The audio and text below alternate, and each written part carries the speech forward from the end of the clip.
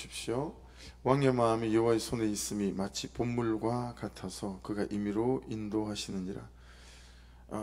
이게 본물은 이제 펠레그라고 하는데요, 시냇물이나 뭐 색강 뭐 이런 걸 의미하는 것이기도 하지만, 물을 저장해 두는 그런 연못 같은 의미도 많이 있어요. 그러니까 물을 저장해 뒀다가 이 물을 저장해 놓은 사람이 이렇게 순차대로 순서대로 물을 흘려보내야 되는데 그러지 않는 거죠. 그래서 요즘에야 바둑판으로 논이 다 이제 경지 정리가 되어져 있지만, 옛날에는 이렇게 다 계단식으로 돼 있었죠. 산에서 물이 내려오면 이제 윗놈부터 받아요.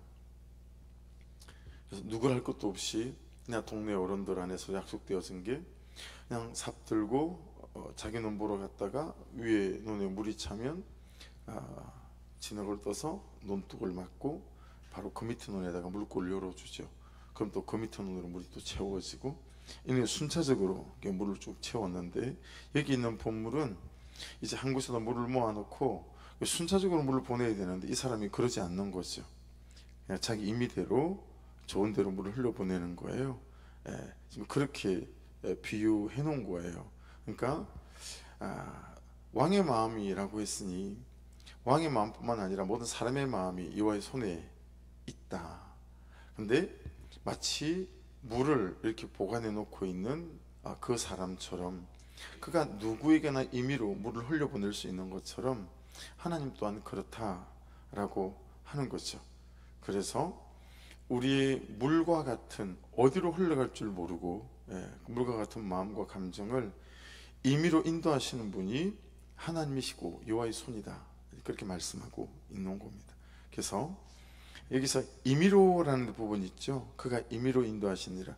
이게 이제 콜 되게 많이 나오는 단어인데, 때마다 시마다 또 사람대로 형편대로 모든 각각의 경우에 인도하시는 하나님 인도함을 받아야 되는 것이 사람이다 라고 하는 것이죠.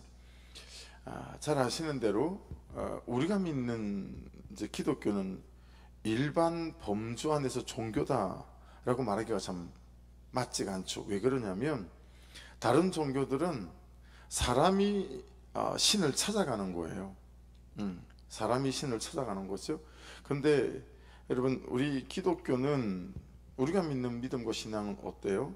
하나님께서 우리를 찾아오신 사건이죠. 하나님께서 죄인인 인간을, 나를 찾아오신 사건이다 라고 하는 것이기 때문에 우리가 하나님의 인도하심을 받지 않고서는 별다른 방법과 또 길이 없는 존재다 라고 하는 것입니다. 그래서 지속적으로 우리 안에서도 공로주의 뭘 많이 하고 이게 이제 흘러가면 안 되고, 우리는 오로지 은혜잖아요. 하나님이 나를 찾아오신 은혜, 그리고 또 하나님께서 나를 사랑하신 은혜, 그 안에서만 우리가 존재할 수 있다 라고 하는 것이니,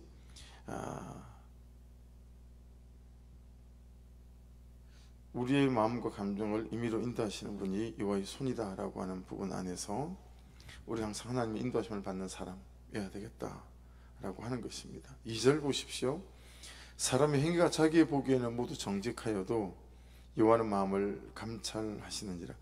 2절을 잘 보시면 두 가지 시선이 있죠. 그리고 두 가지 판단이 있어요.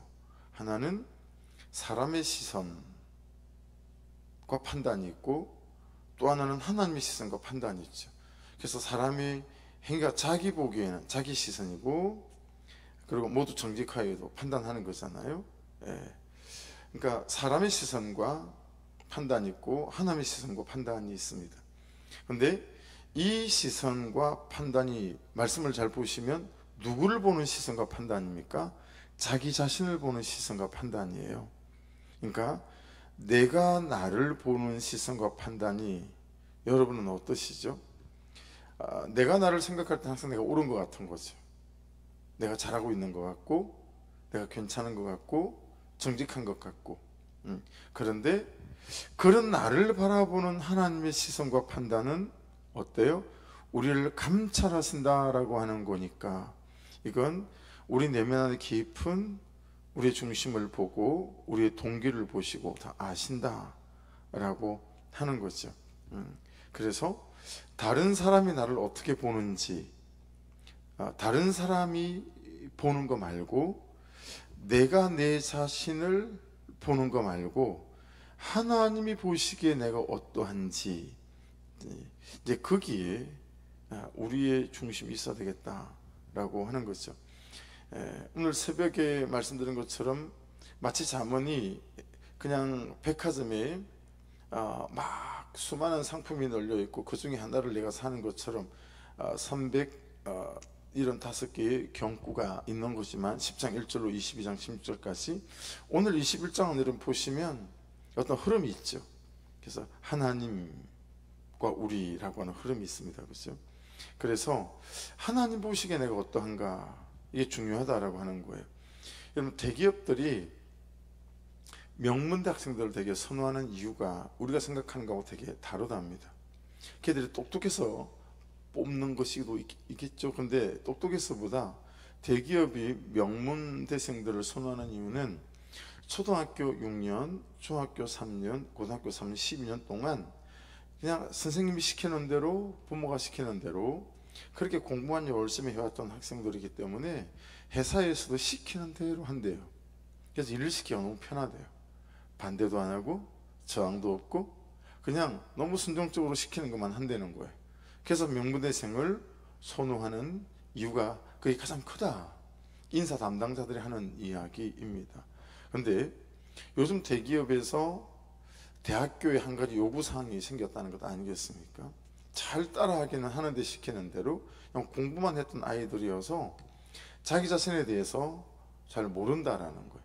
뭔 얘기냐면 항상 1등, 2등, 3등 이렇게 했던 애들이라 다른 사람에 대한 이해도 부족하고 자기 자신에 대한 이해도 부족한 거예요. 그래서 회사 내에서 관계에 어려움들이 생기는 거예요.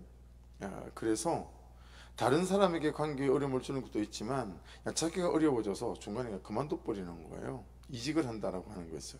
회사 입장에서는 일을 가르치고 배워서 뭔가 써먹을 만한 할 때 이직을 해버리니까 어렵잖아요. 이게 대학교에 요구한 게 어떤 거냐면 학생들 심리 상담 좀 해줬으면 좋겠다. 그래서 여러분, 요즘은 좀 좋은 대학이라고 하면 굉장히 좋은 교수진이나 상담자들로 꾸려진 그런 학생들의 심리 상담을 해주는 데가 거의 대부분 있어요. 무료로. 근데 되게 탁월한 상담 심리 그런 교수들이나 또 상담가들이 상담을 하기 때문에 학생들이 굉장히 많이 도움을 받는다라고 하는 거예요. 근데 이게 없냐는 한계가 있는 거예요. 그게 뭐냐면 다른 사람이 나를 어떻게 보는지에 대해서, 그리고 내가 나를 보는지에 대해서 이게 되는 거예요. 근데 한 가지 정말 안 되는 게 뭐냐면 하나님이 보시기에 내가 어떤가, 이건 접근 자체가 없는 거죠. 접근 자체가 하나님 보시기에 내가 어떨까, 이게 이제 굉장히 어려운 거죠. 그래서 하나님 보시기에가 안 되면 우리가 구속의 복음은 없는 거나 마찬가지잖아요. 그렇죠? 그는 나보다 옳다도 못하고 또 내 집만 보고 가는 것도 못하고 하나님만 보고 가는 것도 못합니다. 그렇죠?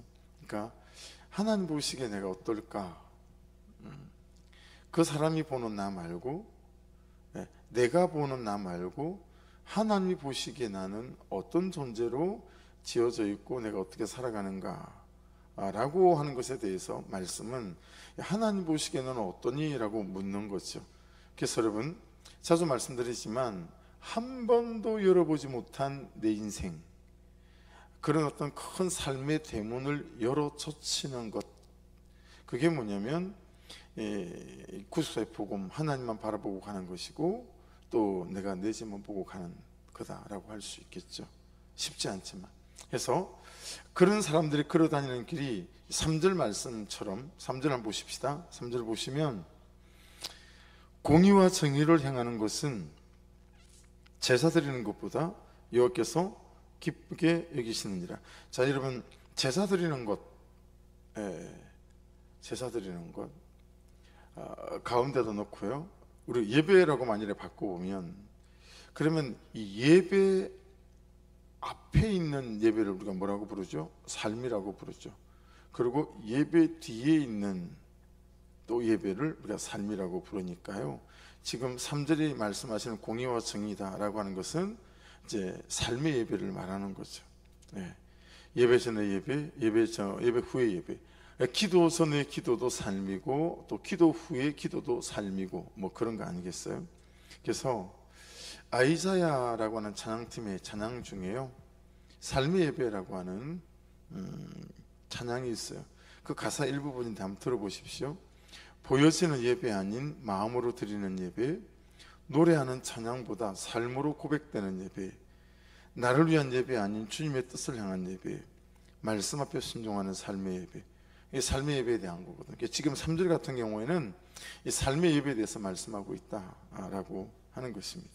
공의와 정의를 행하는 것은 예배 전의 예배죠. 제사 드리는 것보다 여호와께서 기쁘게 여기신다.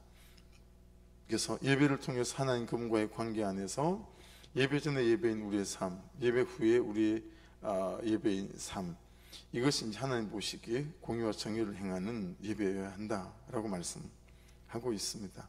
그래서 이 중간에 있는 예배가 예배 앞에 있는 예배와 연결되지 못하고, 그리고 예배 후에 예배와 연결되지 못하고, 이것이 우리의 어려움이잖아요.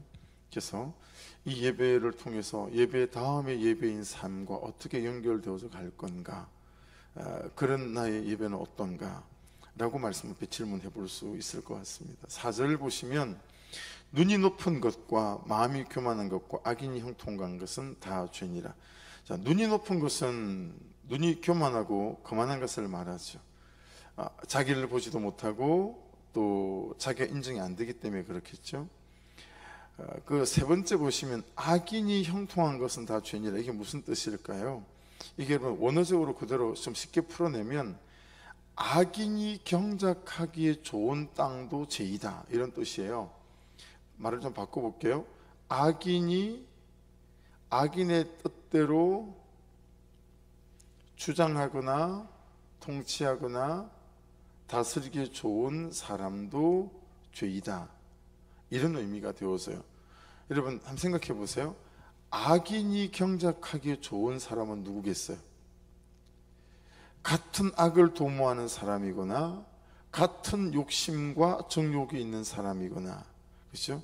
이익이 되기만 하고 남기만 한다면 이것저것 가리지 않는 사람, 이것이 악인이 경작하기에 좋은 땅인 거죠. 조금 어역하면 감정이 경작하기에 좋은 사람 있죠. 상처가 경작하기에 좋은 사람도 있고, 그죠?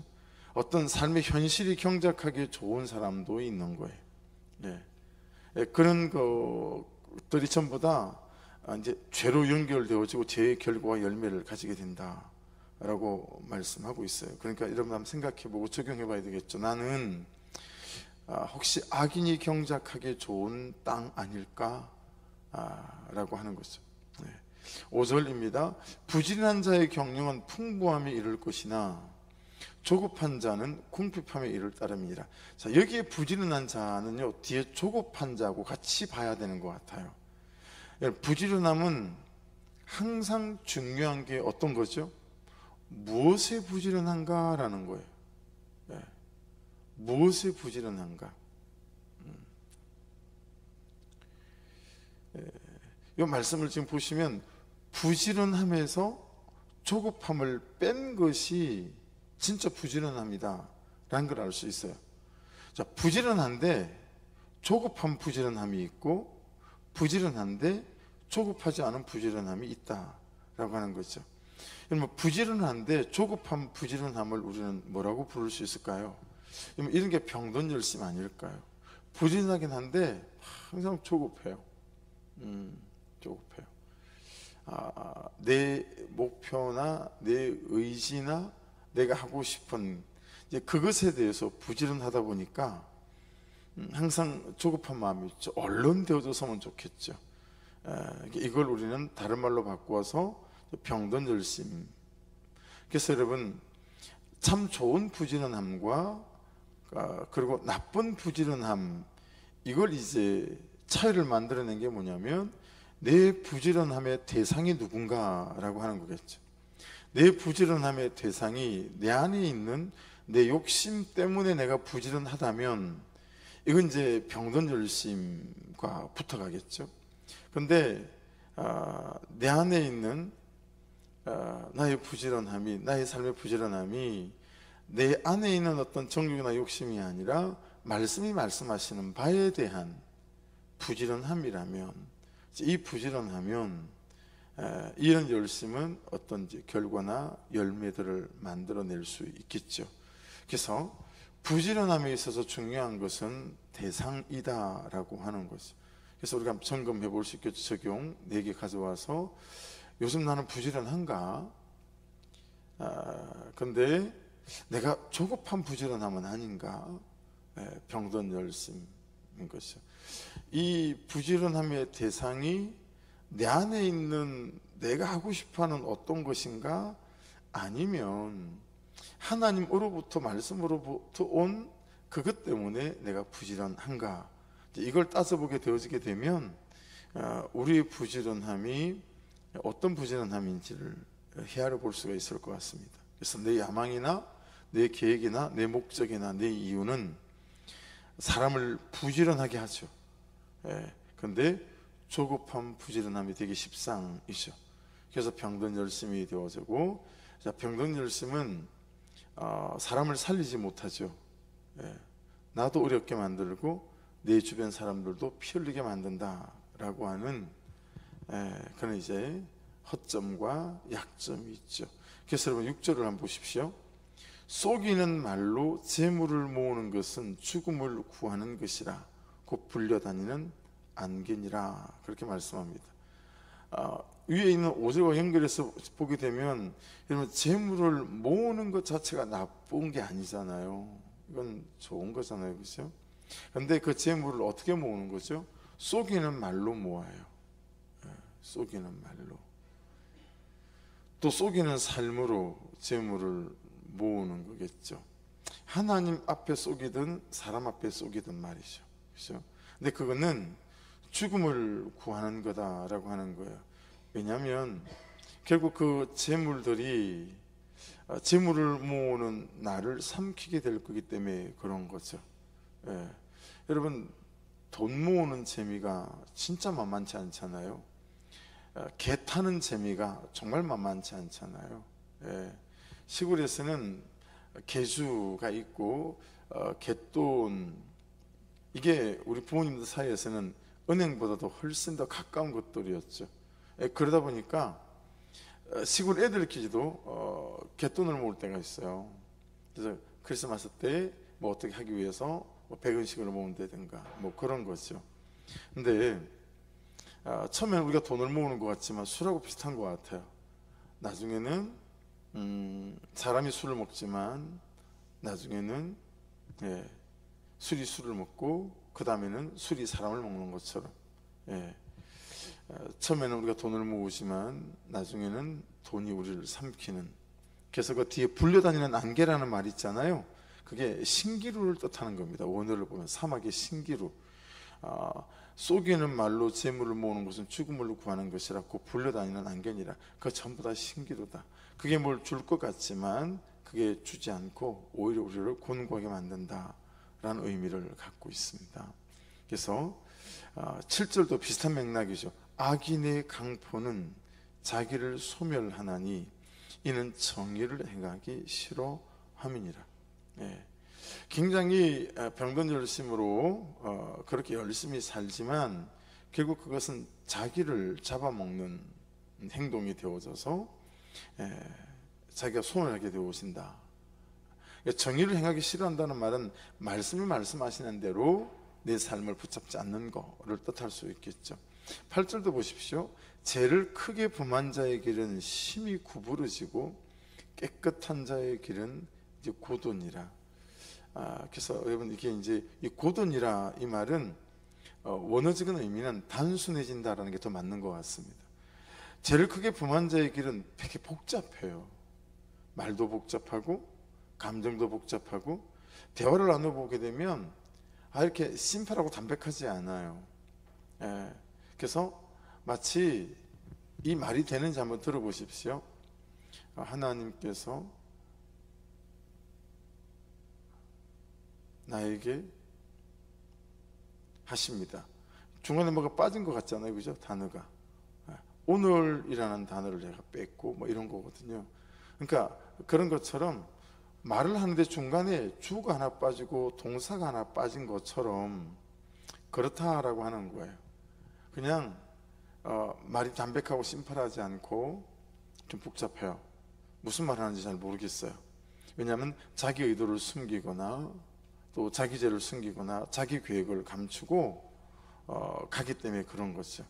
그래서 심플하지 않아요. 항상 이렇게 구부러져요. 굴절이 있고 막 이런 거죠. 근데 깨끗한 자의 길은 되게 심플하다라고 하는 거예요. 그냥 하나님의 영광을 위해서, 하나님의 나라를 위해서 뿐만 아니라 일반적인 관계 안에서도 그렇다라고 하는 것입니다. 그래서 여기 9절에 나오는 다투는 여인은 굳이 여인이 아니어도 됩니다. 다투는 가족, 다투는 사람 다 포함되어질 수 있어요. 그래서 다투는 여인과 함께 큰 집에 사는 것보다 움막에서 사는 것이 나으니라. 여기서 다투는 여인은 여러분 우리가 앞에서 나눴던 내가 갖고 있는 어떤 야망, 이것들도 여러분 내 안에 있는 야망이 있어요. 그런데 내 현실은 내가 너무 그런 거죠. 그런 거죠. 그래서 자격지심 같은 게 있죠. 또 상처가 있죠. 네. 그래서 그런 것들로 인해서 이제 항상 우리 안에 갈등 구조가 생기고 그렇게 되는 것이 큰 집에 사는 것보다 움막에 사는 것이 낫다라고 말합니다. 그 큰 것들을 이루어 나가고 또 세워 나가는 것, 그게 되게 좋아 보이지만 결국 그렇지 않다라고 하는 것입니다. 10절 보십시오. 악인의 마음은 남의 재앙을 원하나니, 여러분 그렇진 않으시죠? 악인의 마음은 남이 잘 되는 게 별로 좋지 않은 것이죠. 그러니까 재앙을 원하지는 않지만 이런 마음이 제 안에 있더라고요. 여러분 안에는 없으세요? 악인의 마음은 남의 재앙을, 이건 그냥 우리가 쓰는 편으로 말하면 그냥 사돈이 땅 사면 배가 아픈 거예요. 네, 사돈이 땅 사면 배가 아픈 거죠. 그냥 같은 목장 식구인데 누구는 그냥 보니까 3년, 4년, 5년 만에 평수가 20평에서 25평으로 30평으로 늘어가는데 나는 그대로 있거나 내 평수가 줄어들게 되면 마음이 어렵죠. 그 이웃도 그 앞에서 은혜를 입지 못하느니라. 그럴 수밖에 없죠. 마음이 어렵고 마음이 닫혀 있으니까. 그래서 지금 이 말씀들이 오늘은 다 맥락이 있어요. 그렇죠? 백화점에 막 여러 상품이 아니라 한 가지 어떤 결을 가지고 말씀을 계속 말씀하고 있어요. 11절로 보십시오. 그만한 자가 벌을 받으면 어리석은 자도 지혜를 얻겠고 지혜로운 자가 교훈을 받으면 지식이 더하리라. 근데 여러분 세상에는요 이게 그만한 자가 벌을 받는 일이 별로 없다 싶을 정도로 그만하고 교만한 자들이 잘 되는 경우가 허다히 많이 있습니다. 잘 되는 사람들 되게 많거든요. 그만한 자들 중에. 근데 그는 그만한 자가 벌을 받게 되면 이제 어리석은 자들도 그만하고 교만하고 태만하고 기만하더니 저렇게 벌을 받게 되어지는 거구나. 보고 학습되어져서 배우는 거죠. 그리고 지혜로운 자가 교훈을 받게 되면 지식이 더하게 되어진다라고 하는 것이니까 대조가 되잖아요. 그만한 자 나오죠. 어리석은 자 나오죠. 지혜로운 자 나옵니다. 그렇죠? 이 셋 중에 나는 어떤 사람인가, 그리고 무엇이 나를 그만하게 만드는가. 여러분 아무리 생각해봐도요 진짜 겸손은 사는 날 동안 이게 가능한 걸까? 요만큼이라도 좀 잘하는 게 있고 나은 게 있으면 교만해지는 것 같고, 정말 겸손하고 가장 거리가 좀 멀리 떨어져 있지 않을까, 우리가 그런 생각하게 되었습니다. 12절 보십시오. 의로우신 자는 하나님이죠. 하나님은 악인의 집을 감찰하시고 악인을 환란에 던지시느니라. 자, 그러니까 여러분 그냥 신경 쓰지 말라는 거예요. 하나님께서 다 보시고 다 아시고, 그러기 때문에 우리는 악인들이 잘 되고 악인들이 잘 풀리고 이러면 참 마음이 어렵잖아요. 근데 지금 하나님께서 악인의 입을 다 감찰하신대요. 그리고 때에 맞춰서 악인을 환란에 던지신다라는 것이니까 그런 거 신경 쓰지 말고 하나님에게 맡길 것들을 하나님께 맡기고, 나는 말씀이 말씀하신 대로 내 걸음 걸어가면 되어진다 라고 하는 거죠. 근데 이게 참 쉽지 않은 것 같아요. 하나님께서 아신다, 보신다, 악인 환란에 집어 던진다. 그러니까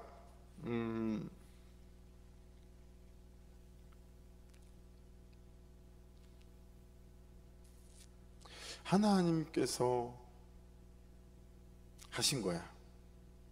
이렇게 생각하면 정리가 되는데 왜 다른 사람만 부르고 나는 뺐어? 이렇게 반응해 버리게 되면 참 마음이 어려워지죠. 아니, 다른 사람 부르면서 왜 나는 안 불렀어? 제가 있던 은혜영광 성결교회 임창희 목사님 같은 경우에는 평소에는 잘 안 불러요. 근데 뭘 먹을 때는 막 다 부르세요. 이분의 철학 중에 하나가 뭘 먹고 할 때 거기에 빠지면 의가 상하고 마음이 상한다고, 아주 그냥 뭐 교육자 식사인데 그냥 속된 표현으로 어중이 떠중이 다 부르세요. 아무 관계없는 사람 다 부르세요. 그리고 그 시간에 이제 위로하시고 격려하시고 이러는 거죠. 근데 여러분, 그런 것처럼 자기들끼리만 쏙 해서 어디로 가거나 자기들하고만 정보를 싹 공유하고 나만 쏙 빼놓거나 그런 일들 호다 있을 수 있잖아요. 그럴 때 우리가 어떻게 반응해야 되냐면, 저 인간들 참 나쁘네, 왜 나만 쏙 빼냈지, 나를 싫어하나, 이렇게 이제 보지 않고 하나님께서 나에게 뭘 말씀하시고 또 나에게 뭘 준비시키는 것일까. 그럼 이게 진짜 상처라고 하는 이 대마왕, 섭섭함이라고 하는 이 대마왕을 그냥 한 큐의 발에 밟게 되어지는 은혜다라고 하는 거죠. 근데 그게 안 되면 우리 마음이 참 시끄럽고 복잡하고, 그리고 우울증도 오고 조울증도 오고요. 내가 목회를 잘 못해서 그런가, 성도수가 적어서 그런가, 교회 사이즈가 작아서 그런가, 내가 재미가 없어서 그런가, 내가 성품이 좀 그래서 그런가, 별의별 생각이 다 들죠. 여러분들도 저는 저대로 별의별 생각이 다 나는 거죠. 그러니까 여러분, 항상 그냥 하나님께서라고 하는, 그냥 의로우신 자가 하나님께서 악인의 집을 감찰하시고 뿐만 아니라 나도 감찰하시고, 그렇죠? 그리고 악인을 환란에 던지신다라고 하니까 여러분, 저와 여러분의 삶이 하나님 보시기에 어떠한지 그곳에 잘 우리가 초점이 맞춰져 있으면, 이런 때이든 저런 때이든 우리 삶의 상황 때문에 우리가 흔들리지 않고 하나님 바라보며 걸어가는 걸음이 잘 될 수 있을 것 같아요. 13절입니다. 귀를 막고. 여러분, 이건 이런 거죠. 가난한 자가 부르짖는 소리를 나 좀 도와주세요 라고 했을 때, 이게 가난한 자는 나 좀 도와주세요 라고 하는 사람들이거든요. 양식이 없어요. 마음이 힘이 들어요. 어려워요. 자, 그런데 여러분, 일부러 귀를 막아보신 적이 있으세요? 안 들으려고. 이거 굉장히 적극적인 이제 방식인데, 저는 제가 이런 식으로 말하는 거 들어보신 분들이 있으시죠? 저는 은사가, 저는 마지막에 제가 해야 될 사역은 구제 사역인 것 같아요 라고 말을 하면서, 여러분, TV는 뭐 보는 경우가 없으니까 유튜브 같은 거나 아니면 다음이나 네이버 뭐 자료 찾다가 보면 잠깐 나오는 그런 쇼츠 영상들이 있어요. 어떤 영상이냐면 어떤 여자아이가 나오는데 걔 이름이 뭐 다현이던가요? 다현이는 이 단어만 나오면, 그리고 엄마라는 단어만 나오면 얘가 우는 거예요. 초등학교 한 5학년쯤은 되어 보이던데, 예. 이제 엄마가 없는 거죠. 그런 영상, 또는 뭐 12번째 항암을 받고 있는 어린 아이가, 제가 지금 12번째 항암을 받고 있는데 뭐 이런 식으로 여러분 구호단체나 그런 데서 도움을 요청하는 이런 쇼츠 영상들이 있을 수 있잖아요. 그럼 저는 그 쇼츠 영상들을 거의 몇 초 만에 틀어요. 방향을 바꿔버리죠. 장면을 바꿔버려요.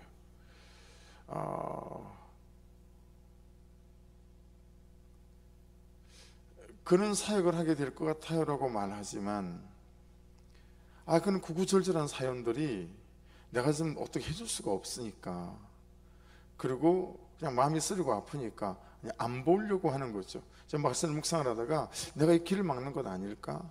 근데 끝까지 보는 거는 이제 고아원에서 고3까지 지내다가 나오는 아이들, 그런 아이들을 위해서 뭔가 내 삶의 일부가, 재정의 일부가, 시간의 일부가 좀 드렸으면 좋겠다, 이게 애타는 마음이 있어요.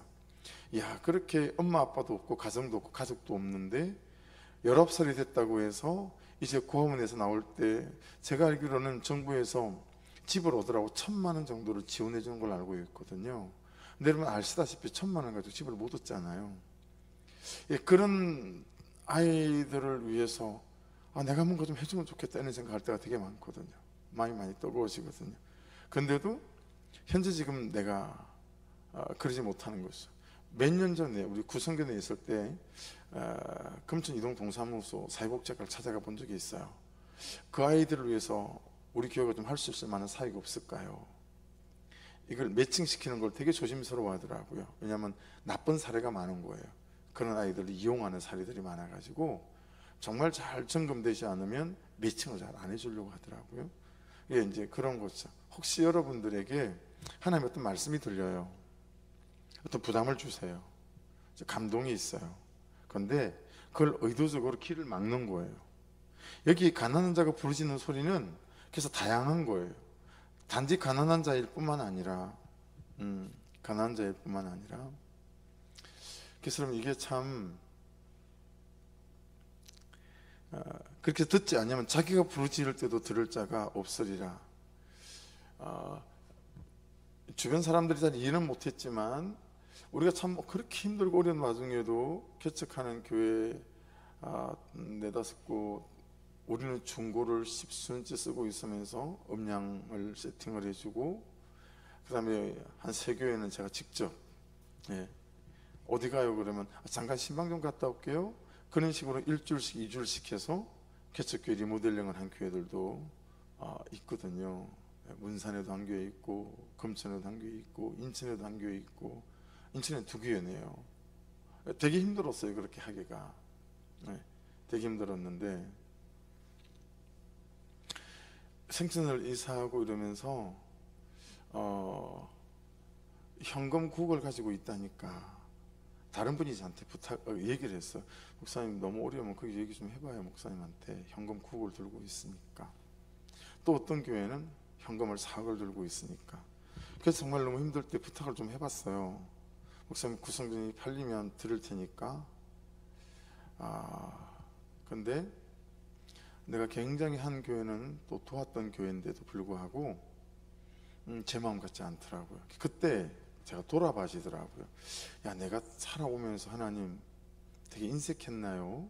라는 것 한 가지가. 그럼 두 번째는 하나님 제가 또 사람을 찾았죠. 제가 하나님한테만 이 부분을 잘 가져가겠습니다. 뭐 2가지가 항상 그렇게 해석되어졌기에 그냥 서운한 것도 없고 또 마음을 그냥 툭 털어버릴 수 있긴 했었지만, 여러분 생각해 봐야 된다라고 하는 거죠.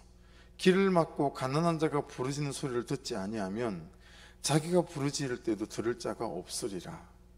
그러니까 하나님께서 우리에게 말씀하실 때 감정을 나누었든 마음을 나누었든 또는 감자 하나를 나누었든 단돈 100원을 나누었든 항상 길을 막지 않고 그들의 필요를 챙기고 돌아본 사람들은 어때요?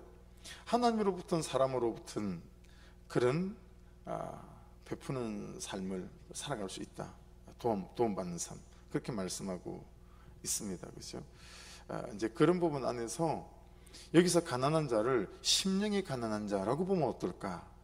복음을 알지 못하는 가난한 자라고 보면 어떨까? 예수를 알지 못하는 자들이라고 보면 어떨까라고 대입해 보게 되면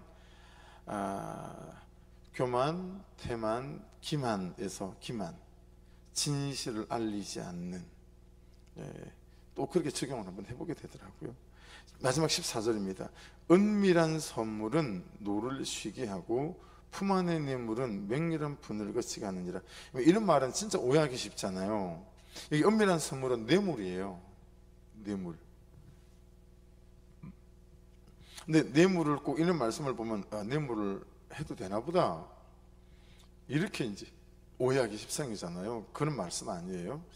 은밀한 선물은 노를 쉬게 하고 품 안의 뇌물은 맹렬한 분을 거치게 하느니라. 그러니 나 잘 준비해서 뇌물을 준비해서 은밀하게 선물을 해야 된다, 이걸 말씀하고 있는 게 아니라 사람 안에 있는 탐욕, 그리고 하나님, 그리고 말씀이 말씀하시는 정당한 방법들로 삶을 살아가려고 하는 것보다 이 사람의 방법으로, 세상의 방법으로 살아가려고 하는 이런 시도와 도전들이 항상 우리 주변에 널려 있다, 이걸 말씀하고 있는 거예요. 그렇죠? 그래서 참 그러고 싶을 때가 있잖아요. 이 문제가 꼭 돼야 되는데 정상적인 방법으로는 안 될 것 같고, 그래서 은밀한 선물처럼 그렇게 다른 방법들을 통해서 내가 원하는 바들을 이렇게 가지려고 하는 이런 식의 시도와 도전들이 혹시 여러분 있어 보셨는지, 저는 그럴 기회들이 꽤 많았던 것 같아요. 꽤 많았는데 어떤 건 잘 싸워서 노라고 거절한 것도 있지만 어떤 것은 노라고 거절하지 못하고 은밀한 선물, 뇌물을 준비하는 것처럼 그런 식으로 타협해 본 적도 있는 것 같아요. 그래서 지금 절대 은밀한 선물 하지 말고 하나님이 말씀하시는 방법 안에서 하고 살아야 된다라고 말씀하고 있는 것이고, 여러분 맹렬한 분을 거치게 하니까 야곱이 형 에스가 군대를 거느리고 자기를 마중 나오는 게 아니라 잡으러 오는 것처럼 들리니까 자기 양떼 소떼들을 여러분 여러 무더기로 나누어서 30분마다 한 번씩 또는 하루마다 한 번씩 그렇게 선물을 만나게 해서 형의 마음을 누그러뜨리려고 하는, 근데 여러분 그게 근본적으로 문제를 정리하지 않잖아요. 근본적인 문제는 어디서 정리가 되죠? 야복 강가에서, 그렇죠? 그의 고관절 뼈가, 환도뼈, 이 고관절 뼈가 어그러져서 평생 절고 다녀야 되는 그는 하나님과의 깊은 만남이라고 하는, 거기에서 야곱이 이스라엘 되면서 그의 인생의 장면이 전환되어졌지, 그 형에게 보낸 선물 때문에 인생의 전환이 일어나는 건 아니잖아요. 그죠? 그런 부분 안에서 이 잠언 솔로몬은 우리에게 내가 은밀한 선물 많이 해봤거든, 내가 뇌물 엄청 써봤거든, 왕으로 정치하면서. 근데 야 그거 별로 답이 없더라. 사람의 맹렬한 분은 그치게 하는 것 같지만 하나님 그분의 마음을 움직이진 못하더라 라고 하는 거죠. 그러니까 여러분 내가 어떻게 하나님의 마음 안에 들어가고 하나님의 마음을 성경적 표현으로 말하면 훔치고, 또는 제가 표현하는 방식으로 하나님의 마음을 사고, 어떻게 내가 하나님의 마음을 살까, 어떻게 내가 하나님의 맹렬한 분을 그치게 할 수 있을까, 여기에 우리의 중심이 있지 않고 우리는 끝까지 사람의 방법으로 사람의 마음을 움직이려고 하는, 이것이 첫 번째가 되면 안 되겠다라고 하는 거죠. 그런 우리의 섬김과 액션도 있어야 되겠지만 항상 우리의 중심은, 그렇죠, 하나님 그분 안에서 오늘 14절까지는 계속 이 흐름이 맥락이 쭉 연결되어져 있습니다.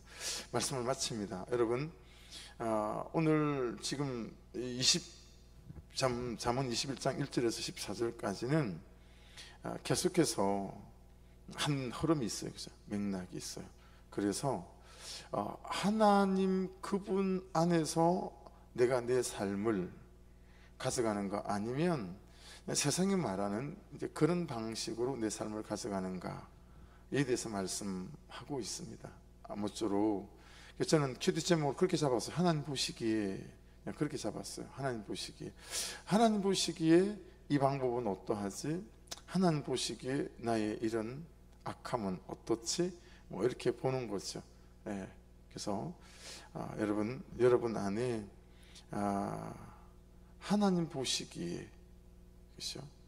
나의 이 처신과 나의 선택과 나의 결정들, 그래서 하나님 어떤 경우에도 하나님만 보고 가고 내 집만 보고 가야 되는데 또 그게 하나님 안 됐습니다 라고 할 수 있는 고백 속에 내가 머무는 사람이 될 것인지, 아니면 하나님 보시기에는 없고 그냥 사람이 보기에, 내 감정이 보기에만 여전히 나를 붙잡고 있다면 우리 인생을 풀어가고 헤쳐가기에는 한참 모자라겠죠.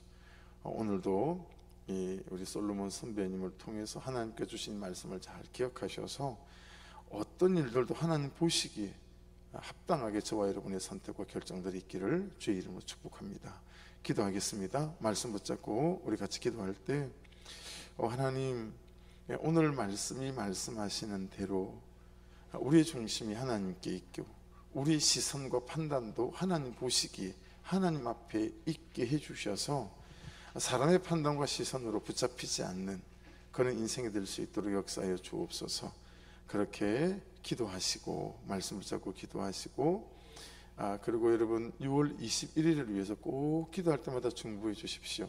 40명 자원을 받으려고 합니다. 그날 오전 한 10시 반부터 오후 한 3시까지 함께 전도지를 좀 나누고 거기에서 오시는 한 40분 정도 하고 같이, 그래서 하나님 이 주변의 모든 아파트마다 빌라마다 하나님의 전도지가 좀 들어가고, 또 소망의 교회도 이름이 또 점거되어지고, 아버지 그럴 수 있도록, 그래서 예배가 중단된 사람들이 예배가 다시 회복되어지고 그런 은혜가 있게 도와주옵소서.